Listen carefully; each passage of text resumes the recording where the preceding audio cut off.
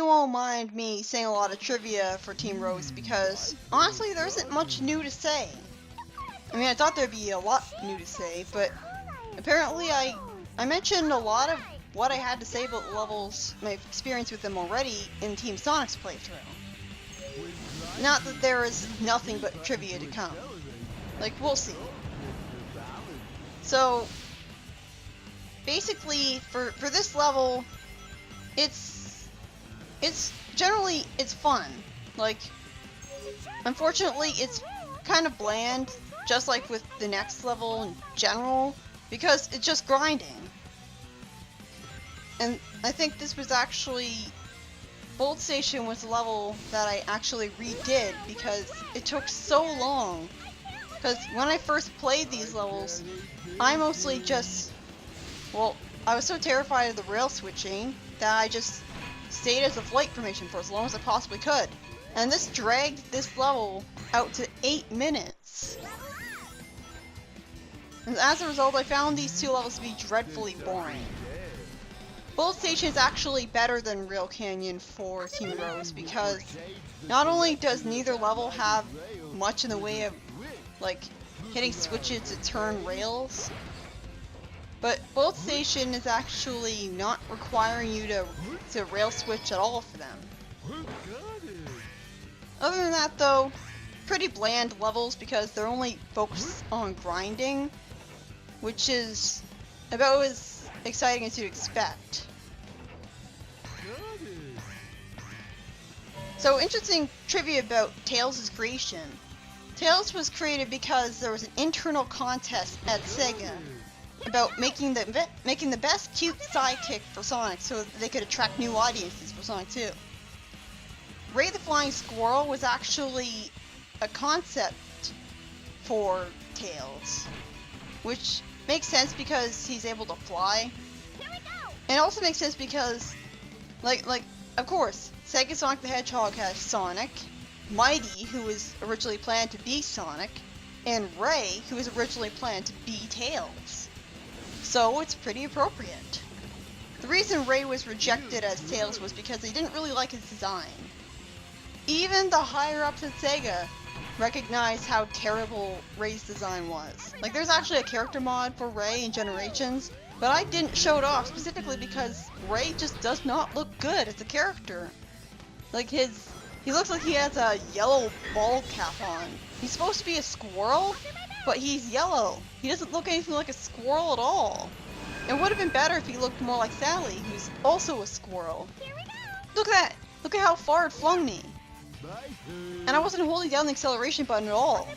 I think that because I wasn't holding down the acceleration button, I think the only way that you can get flung that forwards is you're holding too far to left or right on the control stick. I don't really like that mechanic. I don't think it should be possible to rail switch two at once, because that's just begging for trouble. But that's why you switch into the flight formation so that you can fly whenever you want. But yeah, another concept for Tails was actually a Tanuki, which was rejected because Mario had the Tanuki suit in Super Mario 3. In Super Mario Bros. 3, I mean. And they didn't want to be too similar to Mario, they wanted to contrast him. And then they made up Tails, and they thought he was a really good idea. So there you go. Just like Sonic, Tails had two different characters that were considered for him. Sonic had Mighty, and he had like a rabbit that could pick up stuff with his ears, and he also had Eggman as well, who was actually considered to be the hero before. Like, I don't know why they would consider him to be a good protagonist choice. I mean, I guess Mario was considered a good protagonist choice when he's a 30-year-old plumber. But they wanted to contrast Mario with a cooler, younger, audience-appealing character. So there you go. Mostly in the PC version of the game, Cream's A-rank line and 4 voice clip files for Amy are completely empty. For example, the hint for the trolley in Mystic Mansion. That just screams glitch to me. I'm not really sure why they would do that other than, I guess, again, file size limitations, because they didn't want to have all the languages in there as well. In the PC port, the all selection multiplayer was supposed to play all the courses listed on each type of multiplayer game mode, but instead it only plays 2 from a glitch. So it introduced the glitch into a later port. Also, I'm confused about how a PC game could have multiplayer. Like, was it online multiplayer back then? Would anyone be interested in playing an online multiplayer of Sonic Heroes? A game that was criminally underrated past, like, a year?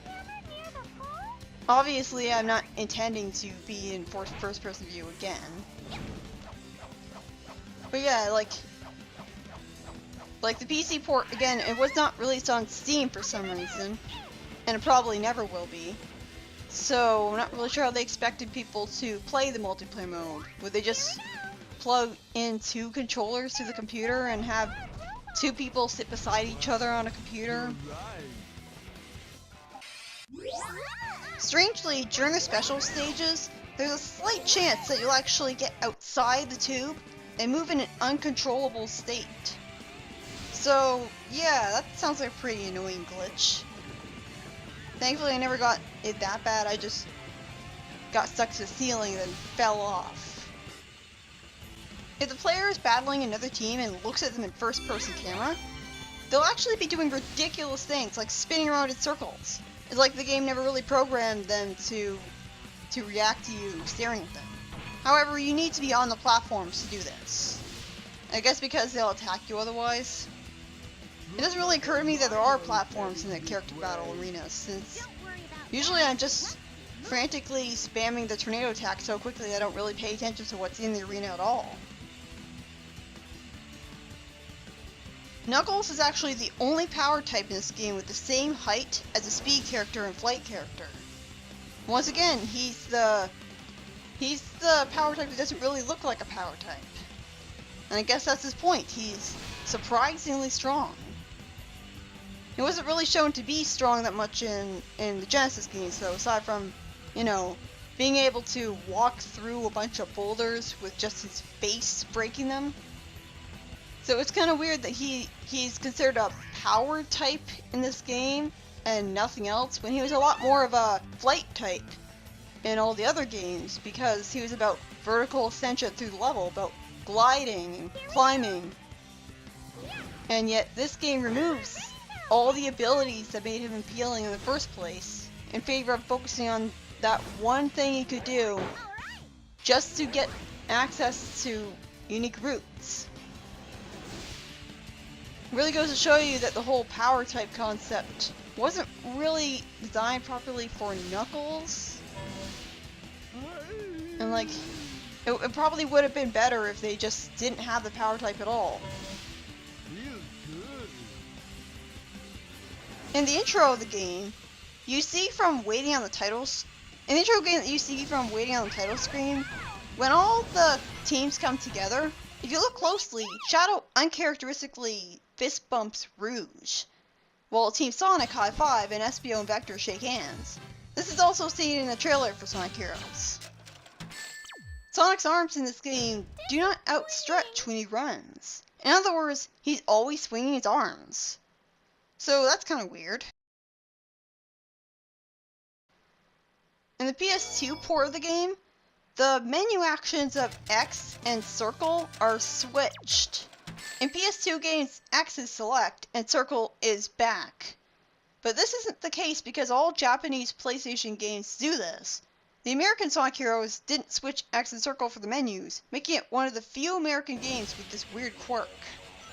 Like, the whole reason that they chose X and circle in the first place for PlayStation controllers was because X was basically considered to be like back, and circle would be confirmed. It made sense from a visual design perspective. And then, it's my understanding they switched it for Americans for no reason. So that's kind of weird. What's really weird about the PlayStation controller to me is that when I was a kid and I was hearing about like square button and circle button and and triangle button and X button, I always pictured them to literally be shaped like that. Like a button shaped like a triangle. But instead, they just do it in a terrible way where, like, I think it's just much better to have buttons just be color coded and referred to as letters. Because then you see it on the screen and you don't have to take a while to finally figure out that's a triangle, so I should be pressing the triangle button. It's better to just have the buttons be color coded. It's better for reaction times. Like, I get that maybe buttons can only be in the shape of a circle, but then don't call it the square button if it's not shaped like a square. It doesn't really make sense to me. It's like they had a cool idea to set themselves apart from the other controllers, and then they just botched it. Unfortunately, they still have those stupid shield enemies, even in Team Rose, which really sucks because I was certain that they wouldn't make you put up with them for Team Rose, but apparently they do. Thankfully, they don't outright force you to fight them until later.